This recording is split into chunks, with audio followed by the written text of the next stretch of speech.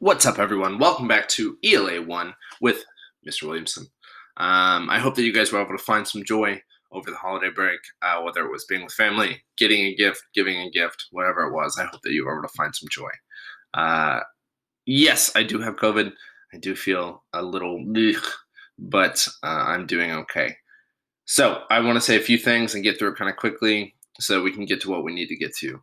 Uh, First off, I think this is a lesson where you could easily just skip from little circle to little circle on the bar, just to go to question to question and be done really quickly. If that's what you want to do, I'm not even sure I'm going to fight you. However, this lesson is not going to be a normal ELA lesson. It is not going to be standard. We are going to look at what is going on in the country and think critically about it. Let me be clear. The word passive is what I want to focus on. In the past, 30, 40 years ago, all the way up till recently, I think that very often you could look at what was going on in the country and you could say, oh, that's New York, oh, that's California, oh, that's Florida, oh, that's, Texas. Like, that's happening there. These issues in the country are happening far away from me. What am I to do in Ohio? So you have this option to sit back and be passive. The reason why we are not doing normal class and the reason why we're talking about these things is because I think the option to be passive is passing very quickly. We are coming to a point in time where you will no longer have the choice on whether to be passive or to engage with the issue. I think the days are coming where we have to stand up and fight for what we believe in, to use our words to be the leaders of this generation. We no longer have the choice.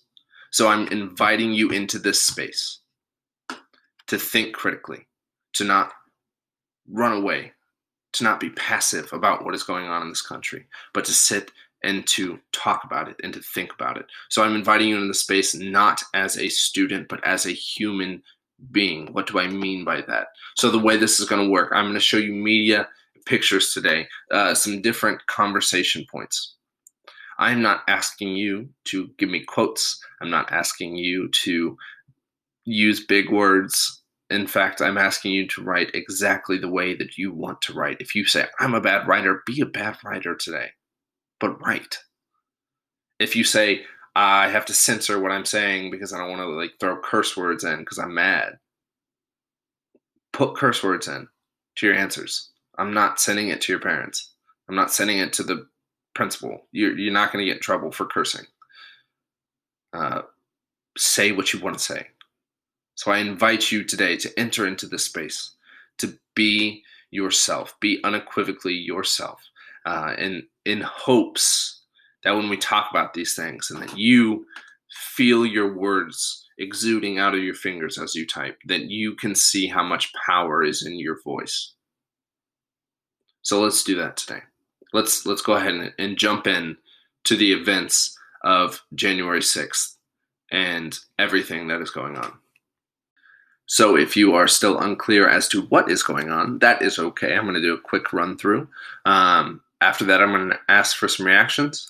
I'm going to share some media after that, whether it be video or images.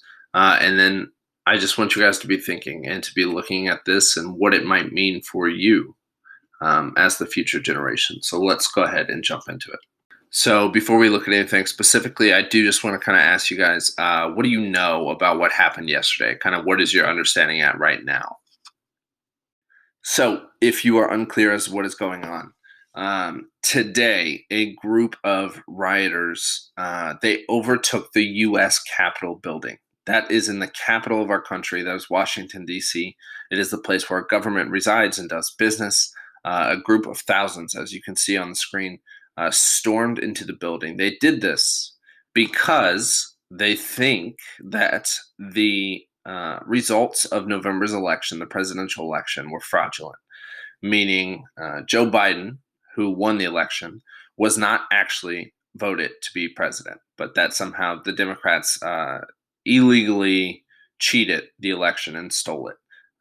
This rhetoric has been created by Donald Trump, where he has repeatedly said every single day, whether it be on Twitter or in person, that the election was fraudulent. So essentially, January 6th is the day that Congress meets and they essentially count the state's votes, and then they certify Joe Biden as the president-elect so that he can be inaugurated on January 20th in 2 weeks. So this is essentially the last step before Joe Biden becomes president. These people knew this. Donald Trump talked about it consistently, so they showed up for a quote-unquote protest that turned into them storming into our state's Capitol building. Let me be very clear. It is absolutely a federal offense to break into a government building like this, and they rioted it, they looted it, they broke windows, they smashed doors, they broke into senators' offices. So my first question kind of about this all is I just kind of want your initial reaction. What are you thinking? What are you feeling about all of this that happened in whatever limited knowledge that you have of the event? Okay, so now we're going to watch a video that is circulating with a reporter that actually was in the crowd and went into the building with the rioters. There will be some questions throughout it, so just go ahead and watch and engage with it. USA! USA! USA! USA! For 4 years, we have witnessed turmoil in America, but nothing quite like this. The pro-Trump crowd fought with the police, trying to break through their lines, intoxicated by the unlikely prospect of reversing America's election outcome. We watched as the standoff continued for at least an hour. Tear gas canisters were fired from the very stage on which Joe Biden will be inaugurated.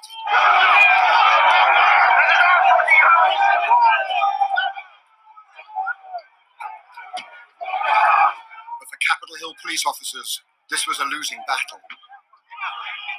This is exactly what was feared, but in no way is this a surprise. It has been fueled by the president's rhetoric, and it's increasingly clear this election has not healed the wounds. It has simply amplified them. So that reporter just made a comment that that the election results were hopefully that Joe Biden was becoming the president. His hope was that he would unite us as a country. However, the reporter just made a comment that the president's words, Donald Trump, since the election happened, has essentially stoked the flames or created this situation that happened yesterday. So my question to you is, do you think that one man's words can create the situation that is unfolding in this video where people are storming the Capitol building violently? Do you think that one man's words can cause that? Or what do you think led up to this moment of this happening? It has simply amplified them. We followed the aggrieved and infuriated Trump supporters as they stormed the building.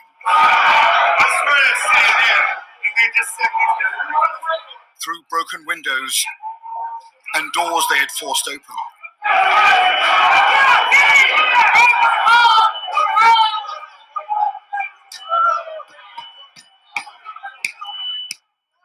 And for a few heady moments they felt they had won a precious victory.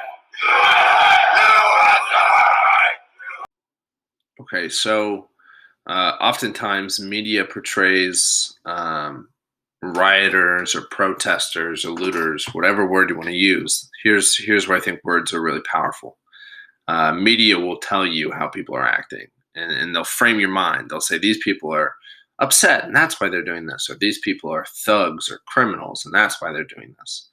Hopefully you haven't seen a lot of reports. I want you to tell me how would you describe this protest? Because that's what this was supposed to be, a protest.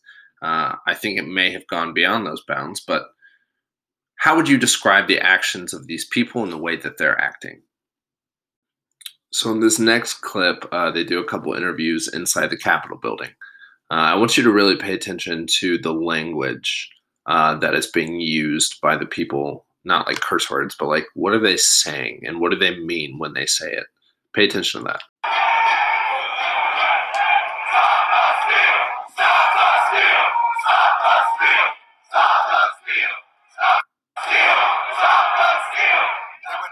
very heart of the Congressional building.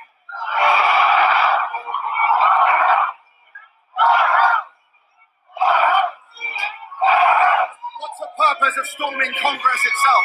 Because they work for us. They don't get to steal it from us.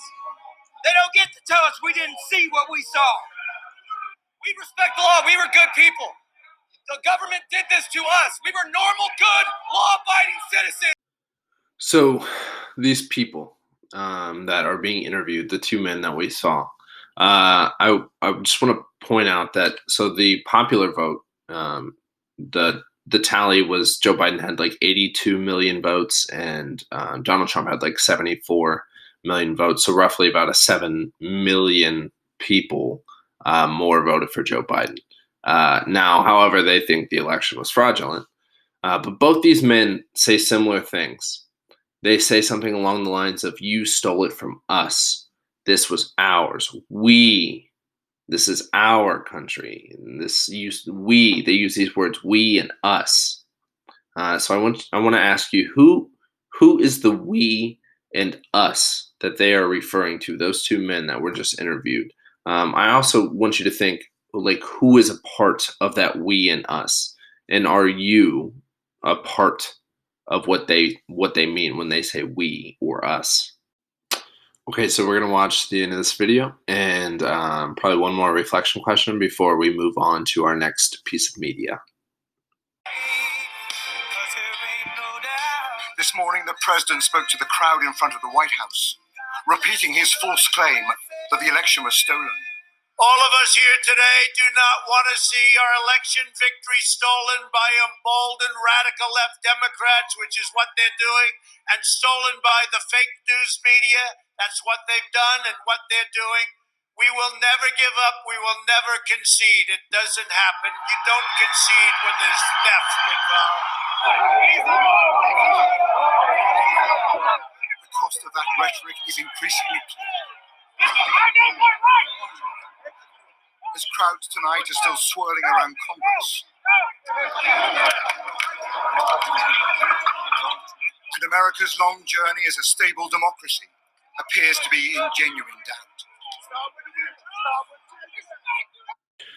Okay, so there we saw the President of the United States addressing his followers, telling them that the election was stolen from them, that it was fraudulent, that the Democrats illegally stole votes. I just want to say that there is absolutely zero evidence of this. They've tried to sue on like 70 different lawsuits. They've all been shut down really quickly because there's no substantial evidence of any kind of fraud.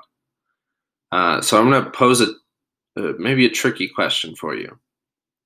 Despite the fact that there's no evidence, there's just the president saying that it was stolen. These people were willing to storm the Capitol building, which is a federal offense. My question to you is, why? Why, despite evidence, were these people willing to do what they did yesterday? Think critically about it. There's no right or wrong answer. It could be different for each person in that crowd. But why do you think that they were willing to commit this act?